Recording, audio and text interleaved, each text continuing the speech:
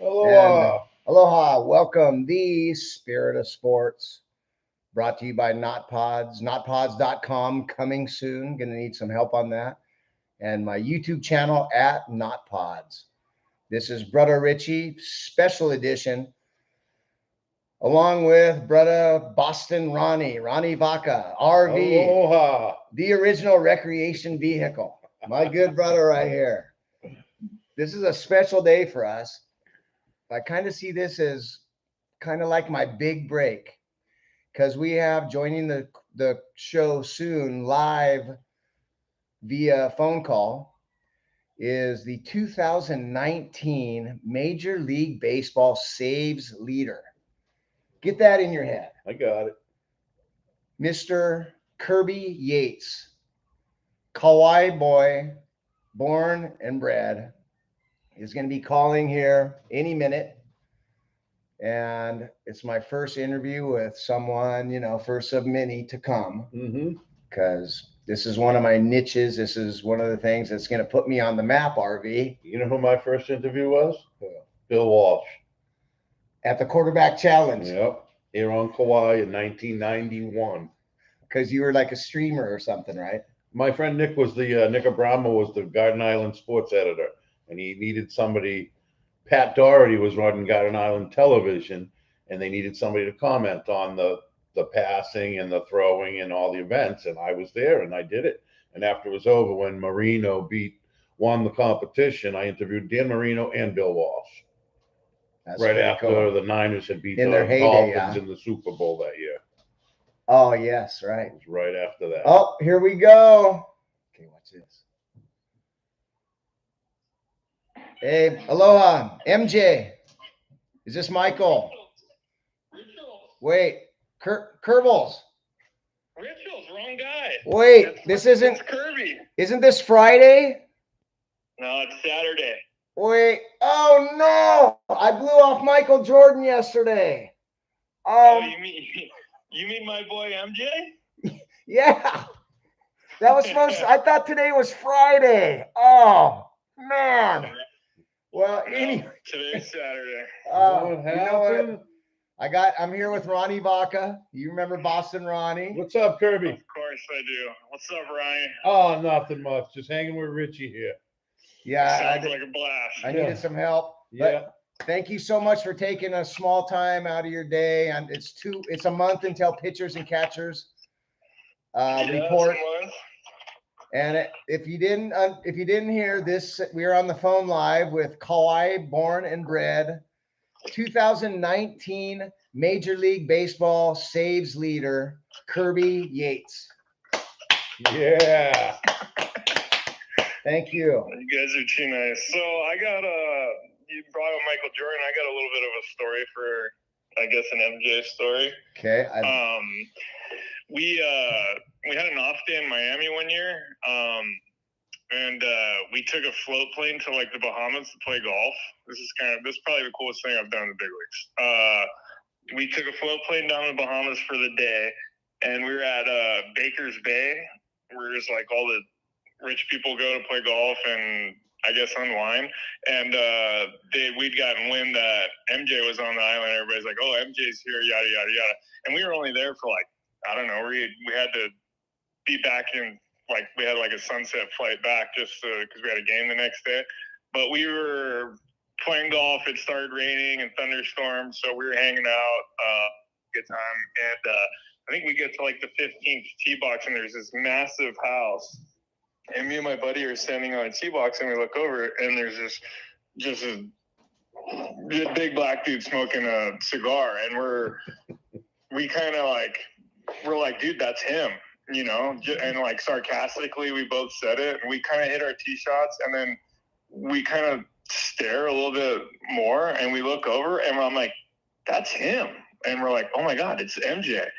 And so my buddy's like, hey, what's up, dude? Starts yelling at him.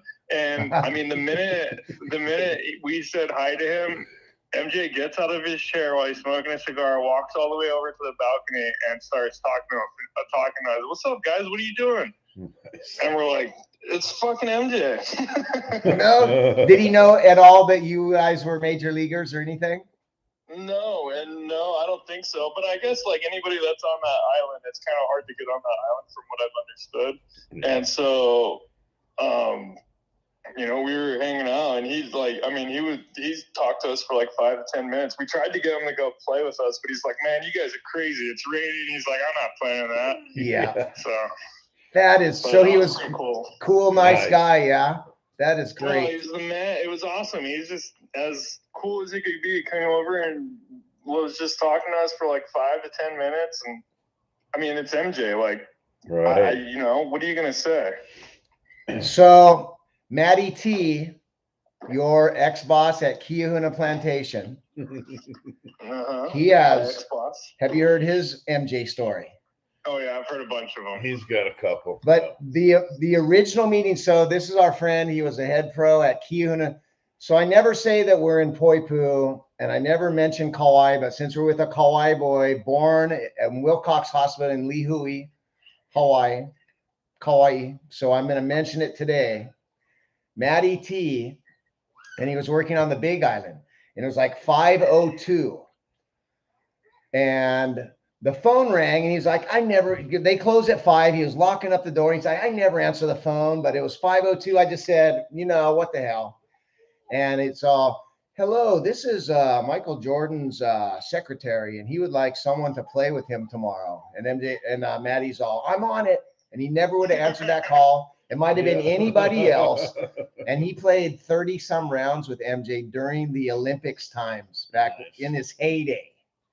Right. Because this was like 1992, right after they were back from where was 92? Yeah, Spain, right? Yeah.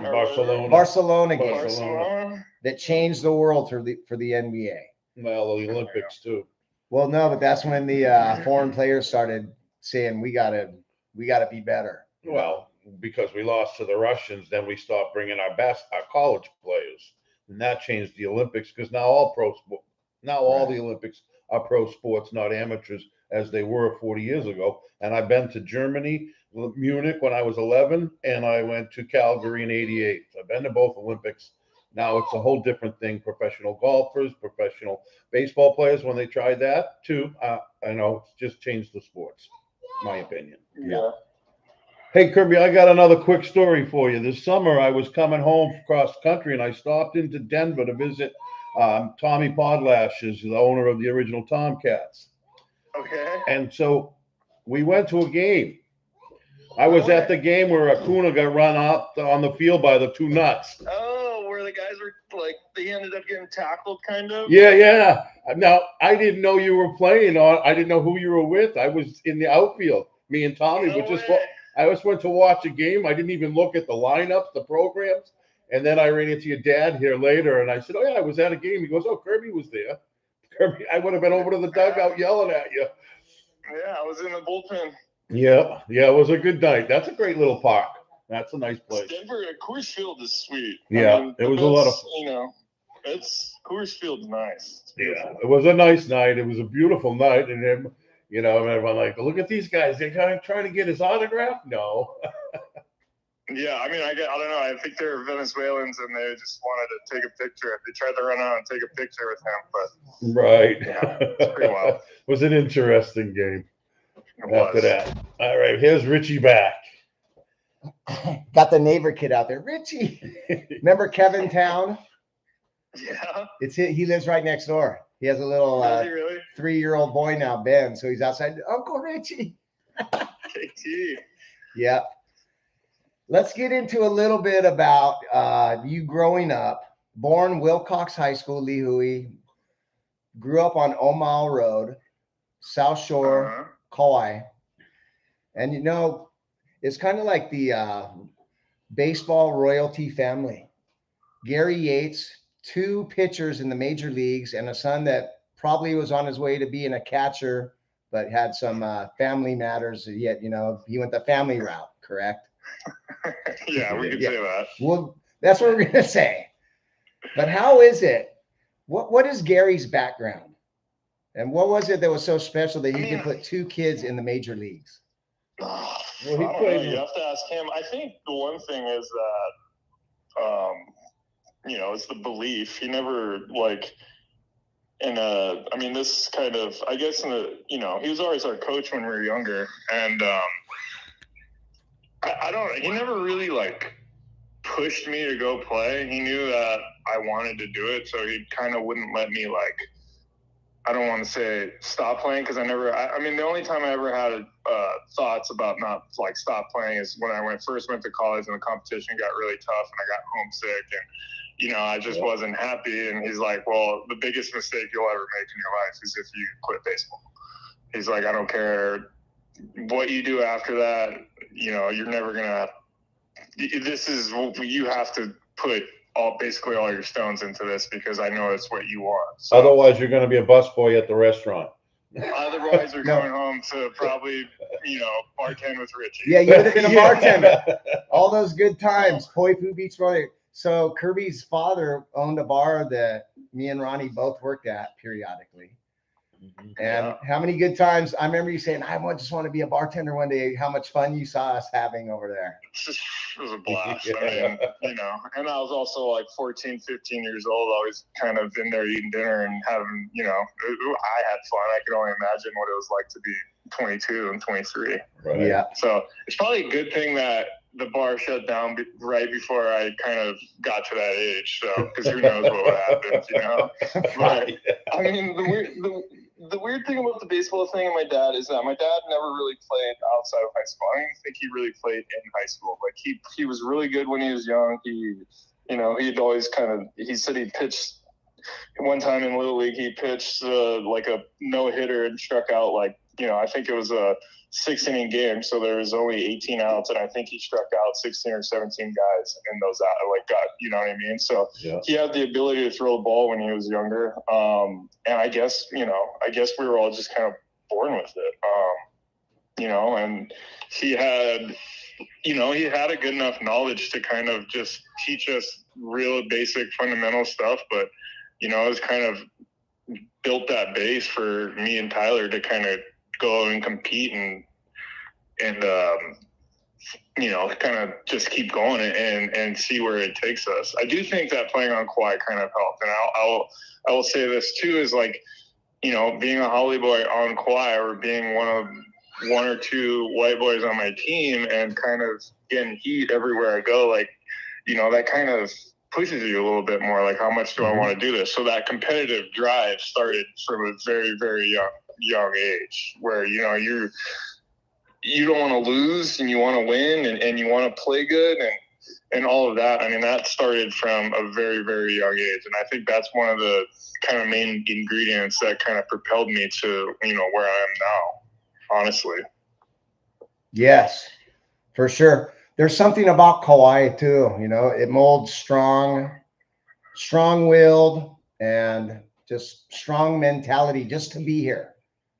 Right. I mean, if the game doesn't go your way when you're a little kid, you go and pout in the tent, and it's not like anybody comes and coddles you. It's kind of worse. Like everybody kind of more so yells at you and, gets you out of your funk to kind of,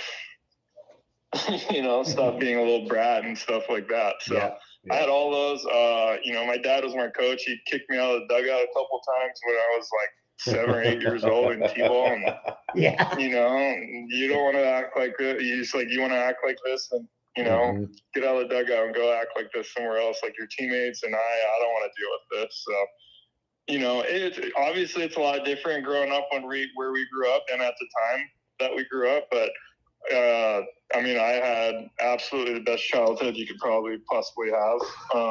For sure. Baseball too, I think what I was taught from that young age and just having the community and everybody, at Kaua'i, everybody raises everybody's kids, you know what I mean? It's like you're not raising your kid too, you're raising everybody else's also while everybody else is helping out raise your kid. So that's probably one of the best things about it, Kaua'i.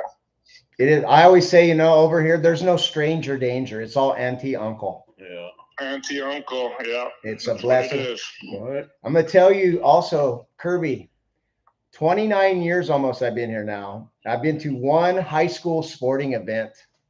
I haven't been, Remember Jordan Dizon, he went to the NFL, Waimea, all those. They played in the state finals. I went to one high school game, and I saw you pitch in Hanapepe. That was it? You're the only guy that drove me enough to go want to watch a kid play high school sports over here. Hate to admit it, but I did Kong Radio KFL with Fig Mitchell for a year when I first moved here. I got to sit up in the booth at Medina Stadium and out in Hanapepe out there. It was the gentleman that was in the booth. He used to play Kaua'i football when they didn't have cleats. They played barefoot football here in high school. But yeah, I did a year of the KFL at Kong Radio. That's fun. That's awesome. That's funny. No shoes. That's so, that's. I think a lot of people would be surprised, but I'm not. And I think that was like in the 50s. We're not talking like the early 1920s. We're talking the 50s, maybe even into the 60s here on Kaua'i. Yeah. Barefoot, maybe slippers. Yeah. I remember guys hooping with slippers. It was Mr. Abreu, Hilton Abreu's father, Mr. Abreu. It's wild. Yeah. Okay, I want to get into a little bit of your career. Let's start. So you went Yavapai. Yep. Junior college is that Scottsdale? No, it's in Prescott. Okay, so, yes. 2 years there? Well, I went there, and then I blew out my first year, so it would have been my freshman year. And then that's when, so I had my surgery, and then I came home, I missed the year, and that's when I was working at the broiler, running food and doing all that, and then went back the next year and just, what did I miss a year? And then I went back the next year, played my actual freshman year. So that would have been like, ideally my junior year realistically, and then didn't get drafted that year, and then went back for which was my sophomore year, but should have been my senior year, because I redshirted 1 year and then took a medical red shirt. I took a medical red shirt my first year and then redshirted the next year, and so I was only technically a sophomore, but I was old as all the seniors. Pitched again, didn't get drafted, was going to go to a Division II school in Colorado, Mesa State in Grand Junction, and then basically I signed a non-drafted free agent contract with Tampa, but the only reason why that happened is because my junior college coach, he's like kind of one of my best friends now. I played golf with him 2 days ago. I'm playing golf with him again tomorrow. But he basically called all the scouts that come and watch his program every year, and he basically told them that, he called them, and I only know this story because the scout that signed me told me this. Called and he said, listen, one of you guys needs to sign this kid, because if none of you sign him, then don't bother coming back to my program. And everybody knows that when he kind of said that, he was dead serious, because he's a big dude and he does get angry at times. And so I don't think anybody wanted their heads getting cracked or anything like that. So the Tampa Bay scout called me 2 days after my draft, or after the draft. And actually it's kind of funny. I mean, me and my dad were, having just outside his house, making a steak on the grill and drinking a couple beers and just having a conversation like, what am I going to do now? Like, where do I go from here? I was just going to go to Mesa State and see what happens, but then wake up the next morning at I get a phone call at 7:15 in the morning. And it's a scout. Jason DeRocha calls me and goes, hey, Kirby, this is Jason DeRocha, scout with Tampa Bay Rays. I heard you're just interested in playing baseball. I said, yeah. And he said, well, I got a roster spot and a flight to rookie ball for you. And I was confused. I was like, what? What do you mean? It's he's like, yeah, I'm offering you a roster spot. Do you want to play professional baseball? I said, yes. Wow. And he said all this, and I was like, can I call you back? And he's like, yeah, okay, call me back. And so I called Tyler, and Tyler was still playing at this time. Okay. I call him. I said, dude, what is this? I said, this guy just called me and asked me if I want to play pro ball. And Like, he said he's got a flight and a roster spot for me. He's like, what'd you tell him? I told him, I said I'd call him back. He's like, dude, you're an idiot. Hang up, call this guy and tell him to sign right now. So I did that. And then 2 days later, I was in Princeton, West Virginia. Yes. So now, who was the guy that said, don't come back to my program? He was your coach? Yeah, Sky Smeltzer. Was he the head coach? Yeah, he's the head coach. He'd been there for a while. Okay. Wow. So 3.76 ERA, career Yavapai. Then do these names sound familiar? Princeton, Charlotte, Bowling Green, Ohio, Montgomery, Alabama, couple stints in Durham, and then Scranton, correct? Yep. And then a little tiny stint in Salt Lake City. Okay. Bees with Anaheim in 17. Okay.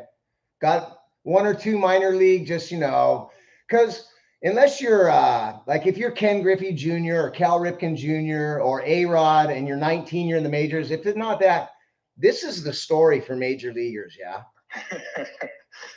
I mean, like, a lot of people hated the minor leaguers. Like, obviously now, after being in the big leagues for a while, like, going back to the minor leagues would probably suck because, big league life is what we're accustomed to, and it's nice. It's a great life.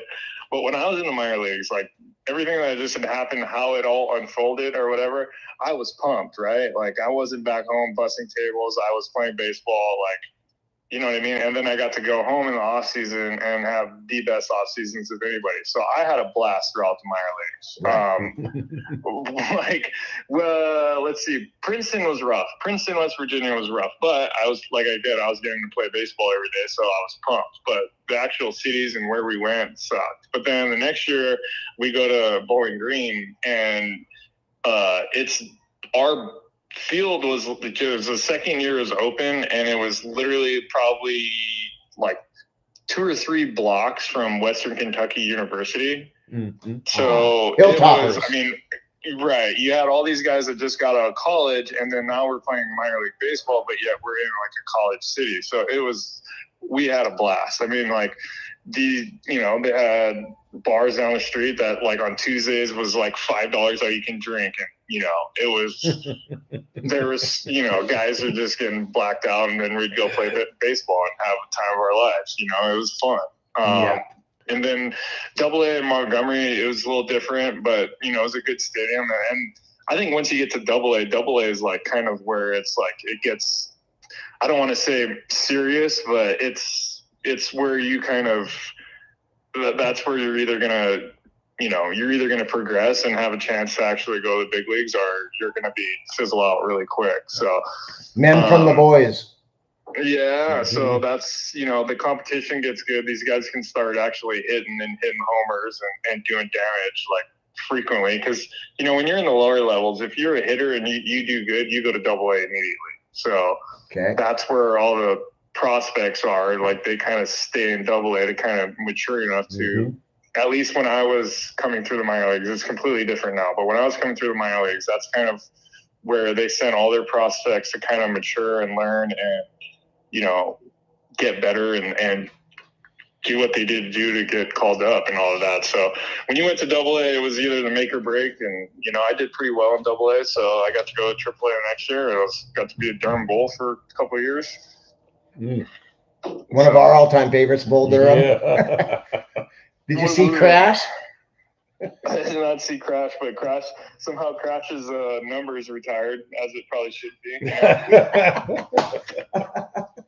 That is it. The same stadium that the movies filmed?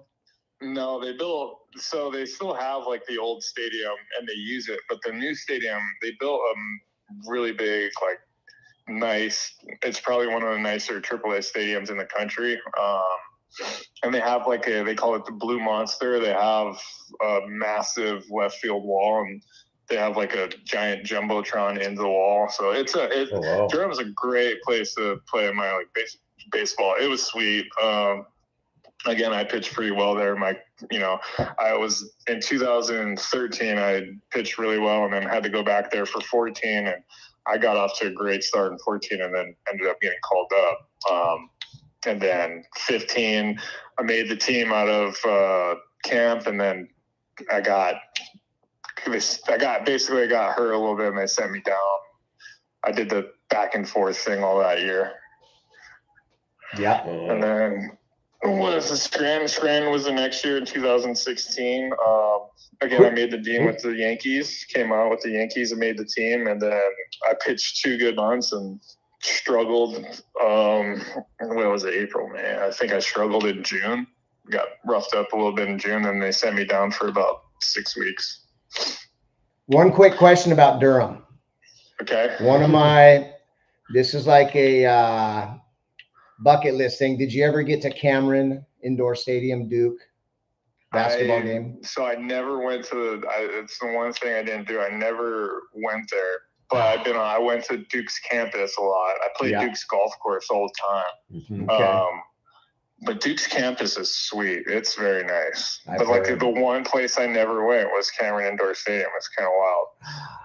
Well, they're not really playing when you're there. You know, it's That's a different true. season. They wouldn't be playing That's while you true. were there. I think one of the years we just showed up after I think they lost in the national championship game. I'm not sure if they won it. Yeah. But I think it's one of the years they lost. Where do you go to spring training this year for Texas and Arizona? Yeah. Oh, speaking of, I did not mention that you just signed with the world champion Texas Rangers. Congratulations on that. Yeah. We're excited. I'm kind of like a bandwagon guy because I signed with Atlanta right after they won the World Yeah. Series, and now I'm signing with Texas right after they won the World Series. So I'm a huge bandwagon guy. There you go. I loved them from day one.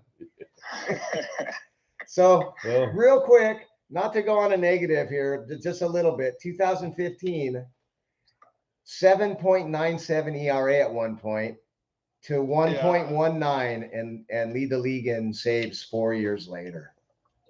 Yeah, well, I think in 15 I had some injury. Like I had an injury that happened, and it was, I missed, I don't know what it was, 50 to 70 games or something like that, which is kind of a lot. That's like 2.5, 3 months, or it was like 2.5 months I missed. Was it elbow? And no, it was my shoulder. It was kind of like my pec. Like I strained something in my pec, and I was a young guy. I didn't know really how to react. I didn't know what to do. So I heard it literally in the last game of spring training, and I knew I was going to make the team, so I didn't say anything.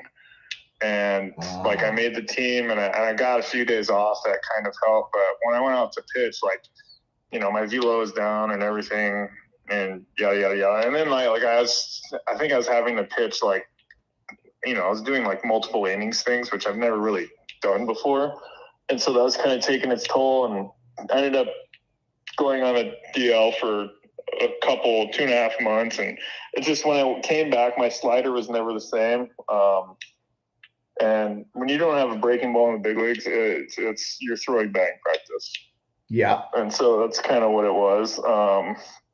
There's a lot going on. So, but that happened, and then, I got to go be a New York Yankee. I mean, I think it's kind of ironic that, the next year, I didn't pitch as bad as the numbers say in New York. I know I had probably, what was my year? A 5 something probably. Yeah. I looked at that last night. I didn't write it down, but. Yeah, it was somewhere around a 5, but I mean, honestly, I had a string. I think there was a 3-week span where I just threw the ball terribly, and not to make excuses, but I got tired really quick. So that was a year it had Betances, Miller, and Chapman, right? And so I was throwing right before them. So I was I warmed up every night. In the 5th or 6th inning, I literally was warming up every night, and I just think it caught up to me. I got tired. That 3-week span kind of ballooned my numbers a little bit. When did the splitter come in? Splitter came in after that year. So kind of the same thing happened. I had my slider for a while, and that's what happened that 3-week span. I kind of lost my slider, and I don't know why. I have some ideas of what happened, but that's irrelevant, I guess. But, you know, after that year, I kind of came home and me and Tyler barbecuing and drinking beers, whatever, and talking. And I was like, I need an out pitch. I don't think the slider is going to work anymore. And he's like, I agree. And I was like, I think I'm going to throw a split. And he's like, you probably should. And, you know, I had conversations. So that's the year too, that off season, I moved away from Kaua'i and I moved to Arizona, started working out, started changing everything. Luckily for me, I got where I worked out. Alex Cobb was there, and he threw a split, and and I'd known him from Tampa. And so he kind of gave me the basics and told me what he did. You know, I guess I kind of learned it right there and took it into 17, and it got better. And then 18 and 19 happened. Yeah, sure did. What exciting times for us, you know, on this little rock in the middle of the Pacific Ocean. And I think besides maybe your brothers and your dad, I don't know if there's another guy that saw both of you, because I don't know if you remember, I was there for Tyler's very first major league start in San Diego. 04. In San Diego. Yeah. For the Mets, I was like 10 rows behind home plate with a sugar mama that I met. She flew me over. We went all up and down. We went Catalina, all that. But that was one of my fondest moments. 04. And then 9 years later in Wrigley Field, and you had pitched the night before and you didn't think you were getting in. And you actually faced a couple batters that day too. So I saw both of you guys live.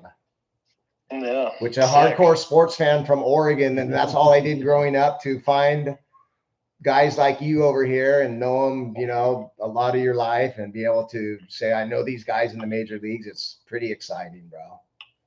Yeah, that's good. I mean, it's cool. You know, I think that's the best part. I think, honestly, that was the coolest part about San Diego, is that there is, you know, it's way more accessible for people from Kaua'i to get to San Diego than it is, you know, anywhere else, unless you're going to LA, San Fran. But other than that, like, you know, the flight becomes another couple hours. Like, you know, there's a big difference between 5 hours and 7 hours, you know? Oh, yeah. Yeah. And 6 is about the limit. Right. That's what I'm saying. Like, once you know, that's why. So there's a lot of people that would show up to San Diego just, you know, I mean, honestly, I'd have people just randomly, kind of every homestand, Kirby, you know, right. I thought that was kind of the coolest thing. Nice. Yeah, that's cool, bro. So yeah, we're about ready to wrap it up. You got 1 month. Tomorrow is pitchers catchers report. So how do you ramp up? What do you do in the off season? Like starting now, do you have a regimen? Do you throw some weights? Yeah, I mean, I probably took 10 days off from throwing this year. You know, the older I get, I can't take as much time off. It's hard for me to kind of get it going again. So I don't really take a whole lot of time off. Collectively, it was probably 10 days from no throw and not in the weight room. You know, I've been going in, do my stuff probably 5 days a week, and got to go and, you know, do the whole routine and all of that and get ready. Thrown a couple bullpens so far, but my arm's strong. I think everything's ready. I'll probably wait another week or two and then start ramping up the bullpens, where I'll kind of start stacking them on all together to, you know, create some recovery aspect in that. So bounce back quicker and do all those things just to stay healthy. But I think overall, I think this is, you know, we're in a situation to where health is, you know, 100%, and everything else is in the, you know, all the injuries and stuff are kind of in the, I guess, the rearview mirror. Yeah. Nice. You know, So who's their closer? Or do you have a shot at closing? Probably Leclerc. I mean, I don't, you know, probably Leclerc. I don't, you know, I don't know. This is, you know, the only thing you can control is going out there and throwing the ball. And it's like the bullpen. So the bullpen kind of is pretty, the way a bullpen works is like you pitch yourself into roles and you can pitch yourself out of roles. You know, I would imagine that, you know, I would slide into somewhere in the back end, whether that's a 7th inning spot or an 8th inning spot. I don't really know, but, you know, you got to go out there, and I got to go out there and have a good spring. And I guess the spring will tell a lot of where you kind of slide in, you know? Yeah. Okay. But I mean, overall, I feel great. I feel like we're in a really good spot. I do feel like, this is the first time where I could actually just simply focus on baseball and not have to worry about my elbow or anything else like that in a very, very long time. Yeah, that's good, brother. Stay healthy. Have a great season, Kirby. Ronnie, So- you're the man. I just one last thing. We're gonna come see you somewhere along the line. We'll be there at some San point. Diego, Come maybe on. on the West Coast or somewhere. We'll be calling you. Let me know. I'll take care of you guys. So one last thing, me and Raz were talking, and there's some Trevor Hoffman influence, yeah, because you kind of have his demeanor almost, and you know, can you talk about him a little bit? So Trev, I mean, obviously Trev's always around. And in 2018, he was getting celebrated a lot because of the Hall of Fame, and that's his Hall of Fame year. And the way it kind of worked out is we traded Brad, and then I kind of became closer, and I'd saved a few games, and we'd had some conversations. He was always around, and so I got to kind of pick his brain a little early. And then by 2019, we were kind of, he would be there doing stuff for like appearances or whatever, and he'd be hanging out in our clubhouse, like in the lunchroom. And I'd sit down next to him, and we'd kind of just, talk story, and we became friends. And when I signed with Toronto, he was probably one of the first guys that texted me. And then another cool thing too is probably one of the best text messages I got when when we clinched the division and I was on the mound this year. We clinched the East, and he texted me and said he was pumped for me and he's happy that I'm pitching again and having success. So he's a good dude. He's as cool of a guy as I've met in baseball. He's so humble and so down to earth and just real and cool, and he's the man. That's all I can say is he's the absolute man. And it's another wonderful thing that happened to me in San Diego is I got to become friends with him. Yeah, that's awesome. Well, we're going to let you go, bro. 36 plus minutes. Thanks for taking a little time out of your day. Say hi to Cove and Oakley and Ashley, right? Your wife? Yeah. Yeah. It was great seeing you. I'm going to tell you, I saw him just like last month. Yep. And it was just like the 14-year-old kid. We gave each other a big hug and said, Kerbals. That's it. And, just never change. You're the same guy. And just thank you so much for everything you've done. And let us live vicariously through you and taking your time and supporting me. Oh, you never did. I gave you the request to sign up to my show. You never, I don't think you did. So I don't think I did. I didn't. Okay. Richards, I'll do it for you right after I hang up. Okay. No big deal. I usually don't interview people that don't subscribe, but I mean, you and MJ, I'll make an exception. Yeah. Okay. So I got to reschedule MJ for Tuesday or something, I guess. At least me and MJ are in the same category. That makes me feel good. Yeah. I'd feel real good on that one. Yeah. Okay, brother. Hey, Be good, Kirby. We'll be watching. Right on, Thank boys. you so much. Aloha, brother. Aloha. Ahui ho. All right. Thank you. What do you think of that, RV? It's all right. Yeah. It's kind of hard to sit here and just. I know, but what are you gonna do? All right. Okay. Could have been playing the banjo. Mm-hmm. So that's been our show for today. Oh. I'll probably be back around noon or so, and we'll do some playoff Still on. picks You're and still on? whatnot. Yeah, we're still on, but I'm gonna wrap it up. Sorry. I like to head out. I was gonna tell him the one story. I don't know. Go ahead. Somebody I think once asked Gary Yates how it felt to be the son of two major league players, probably the two The best. dad, you mean? Kaua'i, yeah. Yeah. And I think somebody said to him, "Well, no, Billy Martin was born on Kaua'i, the manager from the Yankees, And player. born on Lanai. No way. Born here in Lawai. No way. I never really looked it up. No. Ask Gary Okay. Yates, and he'll tell you that. Somebody told him that. I think it was when he was watching Tyler once. Tyler played for the Yankees too, didn't he? Briefly or not? I don't think Somewhere he along the is. line of that Okay. story, though, he said, no, Billy Martin was born in Lawai. No kidding. Right up the road. Yeah. On that note, let's just take a trip out to the ancient East, and we'll get out of here.